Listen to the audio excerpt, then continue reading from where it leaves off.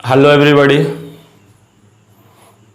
मैं अरुण कुमार गुप्ता आज आप लोग के लिए मैकेनिक्स ऑफ सॉलिड में यूनिट नंबर 1 के अंतर्गत एक टॉपिक है थर्मल स्ट्रेस एंड स्ट्रेन। ठीक है, वो आपके लिए लेकर आया हूँ। तो आप सभी को इस मैकेनिक्स ऑफ सॉलिड के लेक्चर में स्वागत करता हूँ। ठीक है, तो चलिए आज हम लोग स्टार्ट करते हैं। मैकेनिक्स ऑफ सॉलिड का बहुत ही अच्छा और बहुत ही कॉन्सेप्चुअल आपका टॉपिक है थर्मल स्ट्रेस। ठीक है, थोड़ा अच्छे से समझिएगा इसको क्या कहते हैं। थर्मल कहने का मतलब क्या होता है? हीट के बारे में हम लोग को देखना है। तो थर्मल स्ट्रेस में हम लोग हीट के बारे में पढ़ेंगे। ठीक है, तो आज हम लोग पढ़ेंगे कि किस तरीके से हीट के कारण आपका स्ट्रेस प्रोड्यूस होती है। ठीक है, तो चलिए हम लोग थोड़ा सा उसको समझने का कोशिश करते हैं। अब देखो हीट के कारण कैसे स्ट्रेस डेवलप होगी। तो जैसे कि मान लिया जाए ये ऑब्जेक्ट है। ठीक है, तो ऑब्जेक्ट पे हम लोग स्टार्टिंग में भी जब क्या पढ़े कि इस तरीके से लोड लगा रहे थे, पुश कर रहे थे या पुल कर रहे थे, तब इसमें स्ट्रेस जनरेट हो रही थी। अब हम लोग को थर्मल स्ट्रेस कहने का मतलब है कि हीट के कारण। अगर ये मान लिया जाए कि हमको नहीं ये पुश कर रहे हैं नहीं पुल कर रहे हैं, अब इसको क्या कर रहे हैं? गर्म कर रहे हैं। ठीक है, यानी कि हीट कर रहे हैं। हीट देंगे तो ये क्या होगा? एक्सपेंड होना चाहेगा। और इसको मान लीजिए कि हम फ्री एक्सपेंड होने देते तो इसमें कोई स्ट्रेस नहीं डेवलप होगी। फ्री एक्सपेंशन हमेशा याद रखना। फ्री वर्ड जब भी आपको आएगा थर्मल स्ट्रेस में तो क्या होता है? उसमें थर्मल स्ट्रेस यानी कि स्ट्रेस की वैल्यू क्या होगी? 0। जब यहीं पे एक नोट करके आप लोग लिख सकते हैं। ठीक है, नोट पॉइंट या स्टार मार्क लगाकर आप लिख सकते हैं कि फ्री एक्सपेंशन आपको कहीं भी क्वेश्चन में दिख जाए। ठीक है, और आपसे पूछ दे कि थर्मल स्ट्रेस बताइए, थर्मल स्ट्रेस, तो वहाँ क्या होगा? Thermal stress equal to 0। ठीक है, कोई थर्मल स्ट्रेस नहीं होता, वो अभी हम बताएंगे कि क्यों नहीं होता। ठीक है, तो अभी केवल स्टार्टिंग में इतना चीज़ समझ में दिमाग में रखिएगा। फ्री एक्सपेंशन कहीं लिख दिया, यानी कि फ्री एक्सपेंशन बोल दिया कि एक वार है, उसको हम लोग हीट कर रहे हैं टेम्परेचर 30 डिग्री से टेम्परेचर 100 डिग्री तक। ठीक है, उसकी लेंथ ये है, एरिया ये है, यंग्स मॉडुलस ऑफ इलास्टिसिटी कुछ दे दिया और आपको पूछ देगा कि बताइए कि थर्मल एक्सपेंशन क्या, थर्मल स्ट्रेस क्या होगा। ठीक है, तो आपको हम जब न्यूमेरिकल कराएंगे इस पे बेस्ड तो आपको पता चलेगी कि वो क्या है। ठीक है, तो डायरेक्टली हम लोग आंख मूंद कर मार सकते हैं कि थर्मल स्ट्रेस 0 हो गया। थर्मल स्ट्रेस, ठीक है, उसी से रिलेटेड आपका स्ट्रेन है। स्ट्रेन क्या होता है? Change in length per unit original length, या फिर बोल सकते हो change in shape with respect to original shape. ठीक है, या डिफॉर्मेशन बाय ओरिजिनल, ये भी हम लोग बोल सकते हैं स्ट्रेन का डिफिनेशन। तो वो जो भी स्ट्रेन का डिफिनेशन था वहाँ पे, तो यहाँ पे भी जो भी चेंजेज आएगी ड्यू टू टेम्परेचर के कारण जितने भी चेंज आएंगे उस लोग को हम लोग देखेंगे यहाँ पे किसमें? स्ट्रेन में देखेंगे। टेम्परेचर के कारण जो भी आपका स्ट्रेस में प्रोड्यूस मतलब स्ट्रेस में डेवलपमेंट आएगी उसको किसके अंतर्गत देखेंगे हम लोग? Thermal stress. चलिए अब हम लोग एक एक करके इसके बारे में देखते हैं। चलिए समझने का कोशिश करते हैं थर्मल स्ट्रेस क्या होता है। ठीक है, थर्मल स्ट्रेस आपका मान लिया जाए कि एक आपका ऑब्जेक्ट है जिसकी लेंथ कितनी है? आपका L है। ठीक है, और इसका कुछ भी एरिया है। ठीक है, मान लिया अगर इधर से देखोगे तो ये एक प्रकार का आपका सर्कुलर है जिसकी सर्कुलर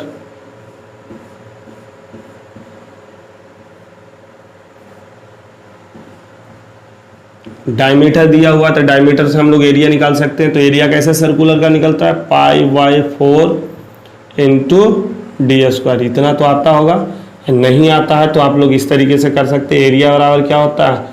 πr², ये तो पढ़े थे। और r बराबर क्या होता है? d/2 होता है। इसको पुट कर दो इसमें, तो एरिया बराबर क्या हो जाएगा? π इंटू d/2 का होल स्क्वायर। दैट मीन्स 2 का स्क्वायर क्या था? 4, तो यानी हो गया π/4 इंटू d²।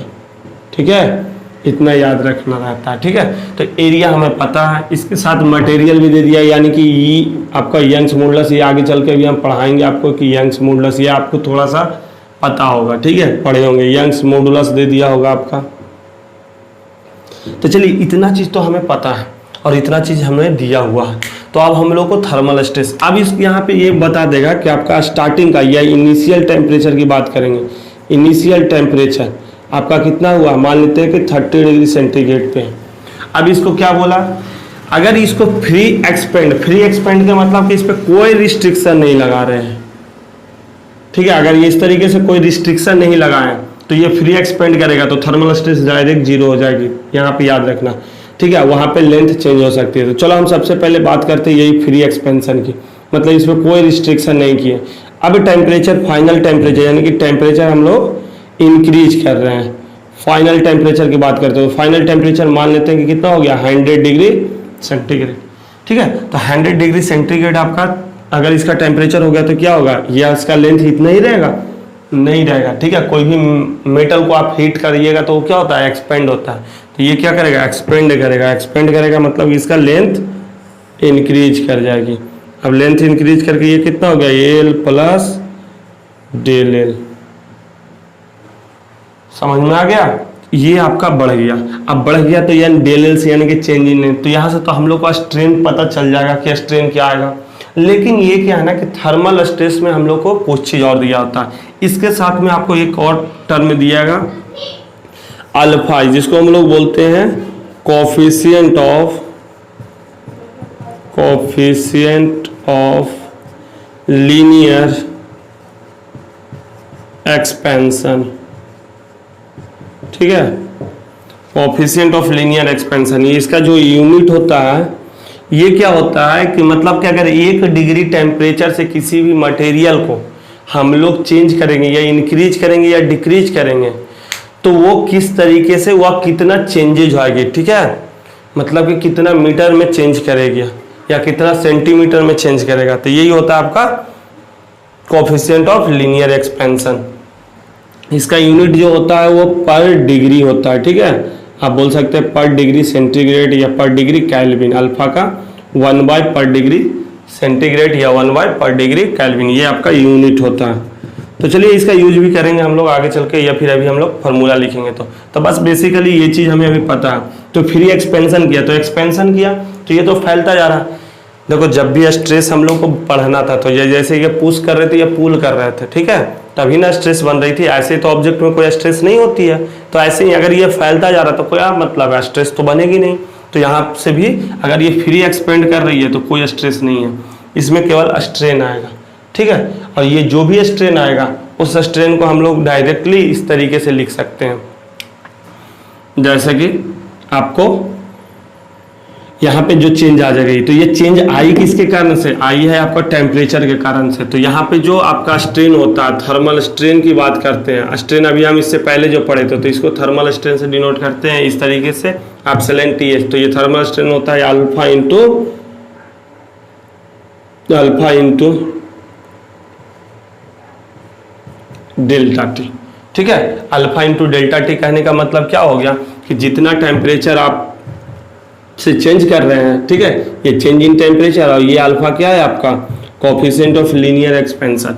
कहने का मतलब है कि इसकी एक प्रकार की ये प्रॉपर्टी होती है, कोफिशिएंट ऑफ लीनियर एक्सपेंशन किसी भी मटेरियल की एक प्रॉपर्टी होती है जो क्या बताती है, ये बताती है कि कितना अमाउंट से हम किसी मतलब कितना टेम्परेचर, अगर 1 डिग्री टेम्परेचर से हम किसी भी ऑब्जेक्ट को चेंज करते हैं तो उसमें लीनियरली किस तरीके से उसमें चेंजेज आती है, ठीक है। सिंपल सा समझना है और इसको हम एक्सप्लेन करेंगे, ठीक है।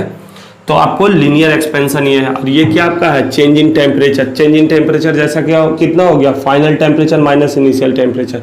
इसको हम लोग इस तरीके से भी लिख सकते हैं, T final minus T initial, ठीक है। अल्फा आपका दिया हुआ रहेगा जो भी, और आपका फाइनल टेम्परेचर और माइनस इनिशियल टेम्परेचर। यहाँ से हम लोग को क्या मिलेगा, सबसे पहले स्ट्रेन मिलेगा, जिसको हम लोग बोल सकते हैं थर्मल स्ट्रेन, ठीक है। तो हम लोग को इस तरीके से मिल जाएगा थर्मल स्ट्रेन। अब देखिए थर्मल स्ट्रेन मिल गया, हम लोग को थर्मल स्ट्रेस निकालनी है। आपको भी पता है कि स्ट्रेस निकालने का कोई डिवाइस नहीं होता, या स्ट्रेस मेजर करने का कोई डिवाइस नहीं, पहले स्ट्रेन निकलती है, स्ट्रेन की हेल्प से ही हम लोग स्ट्रेस निकालते हैं। तो यहाँ से अगर एक चीज़ अगर हम लोग को बात करेंगे कि अगर मान लिया जाए कि इसमें तो अभी हम लोग को पता है कि इसमें कोई किसी प्रकार का स्ट्रेन नहीं हो रहा, तो अगर मान लिया कि स्ट्रेस प्रोड्यूस नहीं हो रहा, अगर स्ट्रेस प्रोड्यूस होता तो कैसे निकालते हैं। तो स्ट्रेस के लिए हम लोग क्या करते हैं, तो स्ट्रेस पहले प्रोड्यूस कैसे होगा, इसमें जब तक हम कोई अपोज नहीं करेंगे, जैसे ये फिर फैलता जा रहा था तब तो इसमें कोई भी स्ट्रेस नहीं आएगा। तो अब इसको हम लोग क्या कर रहे हैं, फैलने नहीं देते, इसको रोके रहेंगे। अब इसको अब हीट करेंगे तो ये फैलना चाहेगा और हम इसको रोके रहेंगे। तो एक प्रकार का क्या है, कंप्रेसिव लोड लगाएंगे। अब जब कंप्रेसिव लोड एक्सटर्नल कोई भी लोड किसी भी ऑब्जेक्ट पे लगेगा तो इंटरनल क्या करेगा, एक रेजिस्टेंस ऑफर करेगा, और रेजिस्टेंस ऑफर करेगा तो वो क्या करेगा, एक प्रकार का स्ट्रेस डेवलप करेगा। और जो भी आपका हीट के कारण, यहाँ पे क्या था आपका फोर्स तो हमने लगाया नहीं था, वो तो हीट के कारण, ये जब हीट बढ़ा तो इसको फैलने दिया, फैलने के लिए अलाउ कर रहा था और ये इसको रोक कर रखा। ठीक है, अब रोक कर रखा तो ये क्या हुआ, इसमें एक प्रकार का स्ट्रेस। तो यहाँ पे हम लोग जो स्ट्रेस प्रोड्यूस हुआ वो किसके कारण प्रोड्यूस हुआ, आपका टेम्परेचर के चेंजेस के कारण, यानी कि हीट के कारण हो गया। तो यहाँ पे हम लोग बोल सकते हैं कि हीट के कारण जो भी चेंजेज होगी या फिर जो भी इसमें लेंथ में चेंज होगी और या इसके द्वारा जो भी आपका स्ट्रेस डेवलप होगा उस स्ट्रेस को क्या बोलेंगे, थर्मल स्ट्रेस। ठीक है, ये केवल समझने के लिए था। अगर इसको हम लोग स्टडी करना है, ठीक है, हम आपको नोट्स देंगे, उस नोट्स में आप अच्छे से पढ़ लीजिएगा। चलिए हम एक और आपको नोट्स पढ़ के सुनाते हैं, अच्छे से ध्यान से सुनिएगा। Whenever there is some increase और decrease in temperature of a body it causes the body get expand और कॉन्ट्रैक्ट। कहने का क्या मतलब है कि ये जब कभी भी हम किसी भी मटेरियल में टेम्परेचर इंक्रीज करेंगे या डिक्रीज करेंगे तो क्या होगा, या तो बॉडी फैलेगा या तो बॉडी सिकुड़ेगा। हो ही सकती है, अगर टेम्परेचर बढ़ाओगे तो बॉडी क्या होगा, फैलेगा, अगर टेम्परेचर घटाओगे तो क्या होगा, बॉडी सिकुड़ेगा। ठीक है, contract a little consideration will show that if the body is allowed to expand or contract freely, मतलब कि अगर बोल रहे हैं कि एक लिटिल कंसिडरेशन करते हैं, मतलब कि छोटा सा हम उसमें अध्ययन कर रहे हैं तो उसमें देखेंगे कि उसमें जैसे ही बढ़ रहा है तो या तो उसको फ्री बढ़ने देंगे या तो उसको हम लोग रोक कर, अगर हम उसको फ्री बढ़ने देते हैं, फ्रीली विथ द राइज और fall the temperature no stress is induced, मतलब कोई भी उसमें स्ट्रेस प्रोड्यूस नहीं होगा। But if the deformation of the body is prevented, ठीक है, यानी कि जो भी चेंजेज आ रही है, जो भी आपकी बॉडी में जो चेंजेज आ रही है, अगर उसमें कोई रुकावट पैदा कर दे, ठीक है, उसमें हम लोग रुकावट पैदा कर दे या प्रिवेंट कर दें, ठीक है, मतलब इसको नहीं बढ़ने देंगे, some stresses are induced in the body. ठीक है, तो क्या होगा, एक प्रकार के बहुत बोल सकते हैं कि एक प्रकार का स्ट्रेस डेवलप होगा। दैट या such stresses are called thermal stresses. ठीक है, और टेम्परेचर स्ट्रेसेस। ठीक है, corresponding strain is called thermal strain, और इसी के क्रॉसपॉन्डिंग जो स्ट्रेन प्रोड्यूस होगा उसको हम लोग क्या बोलेंगे, थर्मल स्ट्रेन। ठीक है, तो थोड़ा थोड़ा आपको समझ में भी आ रहा होगा कि ये क्या बोले हम, ठीक है, कि कौन सी थर्मल स्ट्रेस है। थर्मल स्ट्रेस जनरली आपको थर्मल मतलब कि टेम्परेचर के कारण। अब देखो हम लोग को इसको इस बार मतलब कि इसको डेरिवेशन के टर्म में नहीं पढ़ना, हमको इसको डायरेक्टली पढ़ना है कि इसमें क्या क्या होता है। ठीक है, तो अभी हम लोग बात कर रहे थे जैसे कि आपका स्ट्रेन, थर्मल स्ट्रेन की तो हमने फॉर्मूला लिखी दी थी आपको कि अल्फा इंटू डेल्टा टी होता है। डेल्टा टी क्या होता है, final temperature minus initial temperature होता है। ठीक है, चलिए अब हम लोग देखते हैं कि थर्मल स्ट्रेस की क्या फॉर्मूला होगी।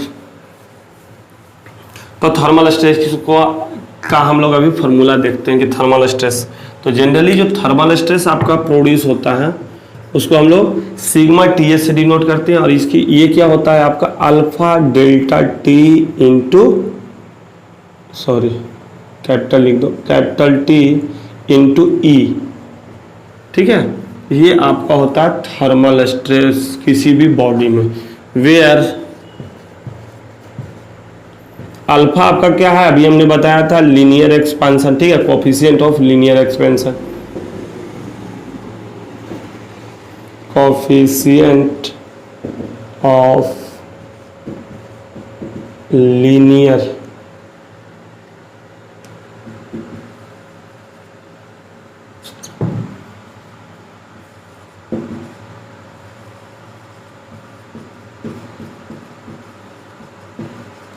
ठीक है, कोफिशिएंट ऑफ लीनियर एक्सपेंशन।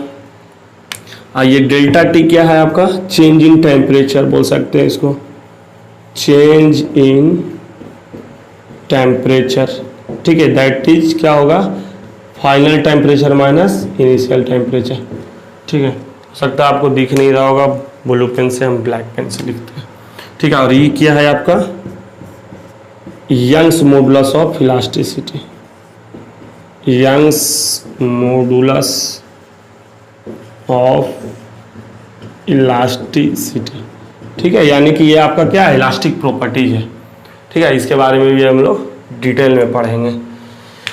तो चलिए, ये आपका थर्मल स्ट्रेस होता है डायरेक्टली, ठीक है। इसका अगर यूनिट की बात करेंगे तो यूनिट क्या हो जाएगा आपका, वही होता है mega pascal, kilo pascal, जीगा pascal, जो भी आपका, ठीक है, पास्कल ही इसका बेसिकली यूनिट होता है, उसमें मेगा, किलो और जीगा जिस तरीके से होगा। अब देखिए बात करते हैं, अच्छा यहीं पे हम लोग स्ट्रेन की भी बात कर लेते हैं। तो देखो स्ट्रेन क्या हो जाता है आपका अल्फा इंटू डेल्टा टी, बस इसमें से ई हटा दो।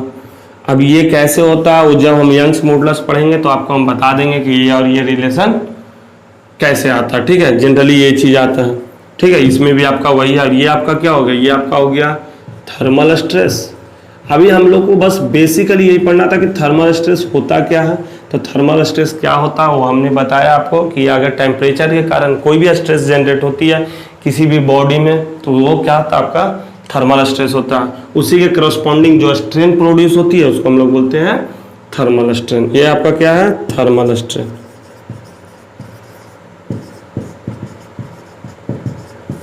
ठीक है। ये थर्मल स्ट्रेस हो, ये आपका थर्मल स्ट्रेन है, ठीक है। तो इतना चीज़ तो अभी तक हमने आपको समझाने का कोशिश किया। आई होप आप लोग को ये चीज़ समझ में आ गई होगी कि थर्मल स्ट्रेस क्या होता है, थर्मल स्ट्रेन क्या होता है, ठीक है। अब इसको हम लोग जब वेस्ट न्यूमेरिकल देखेंगे तो बहुत अच्छे से और समझेंगे, ठीक है। तो आज का लेक्चर हम यहीं समाप्त करते हैं। केवल थर्मल स्ट्रेस और स्ट्रेन, इसके बारे में आप और भी स्टडी कीजिए, जो भी आपके पास स्टडी मटेरियल है उसी से, ठीक है। उसके अलावा अगर आपको किसी भी प्रॉब्लम है तो आप हमें कांटेक्ट कर सकते हैं, जो कि आपको डिस्प्ले पे दिख रही होगी हमारे नंबर। तो आप हमारे नंबर से कांटेक्ट करके आप हमसे इसके बारे में भी अधिक से अधिक जानकारी ले सकते हैं, ठीक है। तो चलिए आज का लेक्चर हम यहीं समाप्त करते हैं, फिर मिलेंगे आपको नए टॉपिक के साथ नए लेक्चर में।